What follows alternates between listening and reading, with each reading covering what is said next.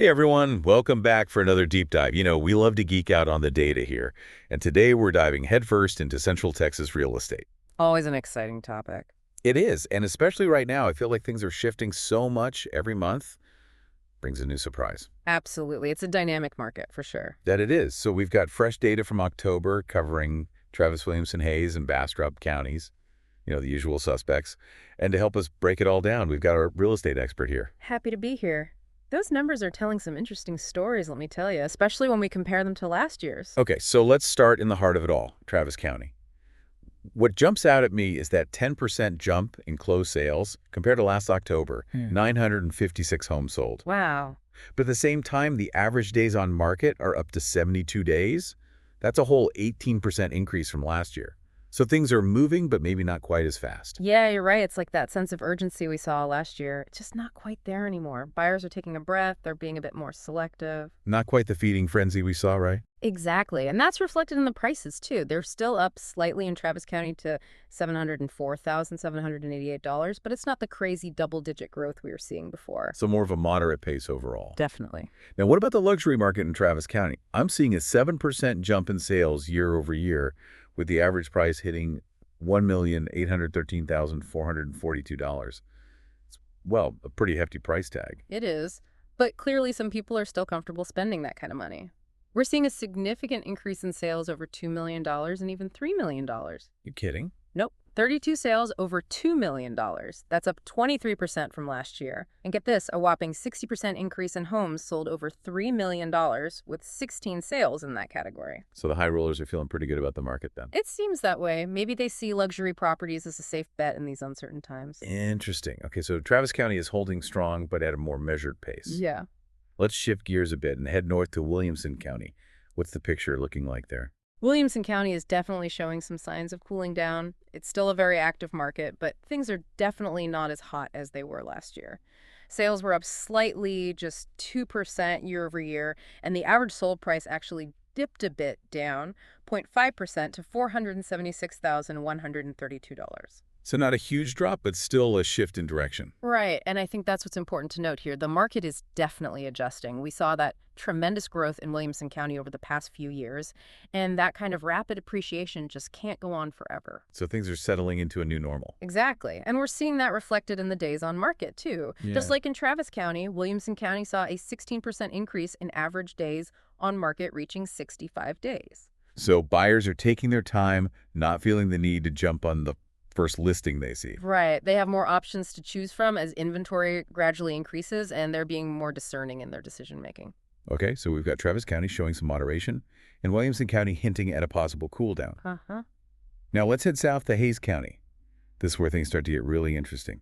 Oh, yeah. Hayes County is definitely telling a different story. We're seeing some more noticeable price adjustments there, which, could signal a shift in the market. Okay, spill the beans. What are we looking at? Well, sales volume in Hayes County saw a modest 2% rise with 314 homes sold, but the average sale price took a more significant dip, down 8% to $441,630. 8%. Wow, that's a pretty big drop. What do you think is driving that? Well, affordability is likely playing a major role. As prices continue to rise in Travis and Williamson counties, some buyers might be looking to Hayes County for more affordable options. But even there, prices have been climbing steadily. So maybe we were seeing a bit of a ripple effect. Right. It's like buyers are getting priced out of those more expensive areas. They're looking further out, but those areas are also seeing price increases. It's like a chain reaction. It's like connected. Yeah. And it looks like that affordability squeeze might be impacting the luxury market in Hayes County as well. Absolutely. We're seeing a dramatic plunge in sales year over year for luxury homes in Hayes County, down 38%, with only 8 homes sold in that category. And the average price for those luxury homes also declined by 7% to $1,330,500. So even the high end of the market is feeling the pressure. It seems so. And perhaps the most telling sign is the jump in average days on market for those luxury homes in Hayes County. We're talking a 300% increase to a whopping 204 days. That's a clear indication that things are slowing down in that segment of the market. Wow. So Hayes County is attracting some buyers seeking affordability, but it's also experiencing its own set of challenges. Yeah, definitely a mixed bag there. Okay, let's wrap up our county tour with a look at Bastrop County, often seen as that up-and-coming area east of Austin. What's happening out there? Well, Bastrop County is presenting a very interesting contrast to what we're seeing in Hays County. Really? How so? While Bastrop County also saw a dip in the average sale price, it was a much smaller decline, just 3%, bringing the average down to $385,495. And at the same time, sales volume increased by a healthy 10%, with 124 homes sold. So even with a slight price correction, people are still eager to buy in Bastrop County. Why do you think that is? Well, affordability is definitely a key factor. As other areas become more and more expensive, Bastrop County is looking more and more attractive to buyers who are seeking more bang for their buck. Right. It's still relatively affordable compared to its neighbors. Exactly. And we're seeing that reflected in the increase in sales activity. And what about those days on market? Are we seeing a similar trend there? We are. Bastrop County is experiencing a shift towards a more balanced market, with average days on market surging by 31% to 85 days. So buyers have a bit more time to consider their options, and sellers might need to be a bit more strategic in their pricing and marketing. So it sounds like Bastrop County is emerging as a potential sweet spot for buyers who are seeking affordability but also want a market that's not quite as intense as some of the others. I think that's a great way to put it. So we've got a bit of a mixed bag across these central Texas counties. Some markets are holding strong, while others are showing signs of cooling, and affordability is definitely a key factor driving those shifts. But there's a lot more to uncover here. Oh, yeah. We're just scratching the surface. Exactly. What does all this data actually mean for you? Whether you're thinking about buying or selling, or maybe just staying put for now, we've got some insights that might help you navigate these wild central Texas waters. So let's start with those who are considering buying a home in one of these counties. What should potential buyers be thinking about right now? Yeah. What's the lay of the land? Well, first and foremost, you've got to be realistic about your budget. Yeah, that's always a good starting point. Interest rates are still a factor, so factor those into your calculations and get pre-approved for a mortgage, so you know exactly what you can afford. Yeah, don't fall in love with a house that's out of reach. Exactly. And speaking of falling in love, don't let emotions completely drive your decisions. Do your research. Be patient. Don't be afraid to walk away if a property doesn't feel right or the numbers just don't add up. So level-headedness is key. Yeah, absolutely. Right. Now, if you're thinking about selling your home, this shifting market presents both opportunities and challenges. Okay, let's break that down. What are the opportunities? Well, in markets like Travis County, where demand is still relatively strong, you could still fetch a good price for your property.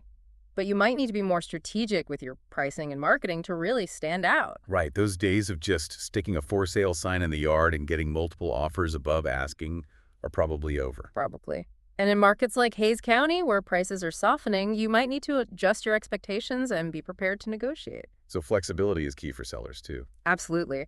And no matter which county you're in, working with an experienced real estate agent who really understands the local market is essential. Couldn't agree more. A good agent is worth their weight in gold. You got that right.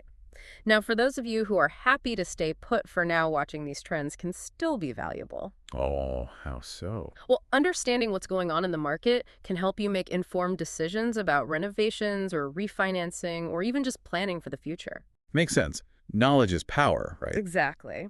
So whether you're actively buying or selling or just a curious observer, staying informed is always a good idea. Well said. And on that note, I think it's time to wrap up our Central Texas real estate deep dive. It's been fascinating to see how these markets are shifting. As we've seen, the Central Texas real estate landscape is in constant motion. What's hot today might cool down tomorrow, and vice versa. But by understanding the factors driving those changes, we can make smarter decisions and navigate those twists and turns with a bit more confidence. So true. And remember, folks, this is just a snapshot in time. What will the next few months hold? Will interest rates finally stabilize? Will inventory levels rise or fall? What impact will the upcoming election have? These are the questions that keep us real estate nerds up at night. Well said. So stay curious, stay informed, and we'll catch you next time for another deep dive into the data that shapes our world. Until then, happy house hunting or selling, or just plain living.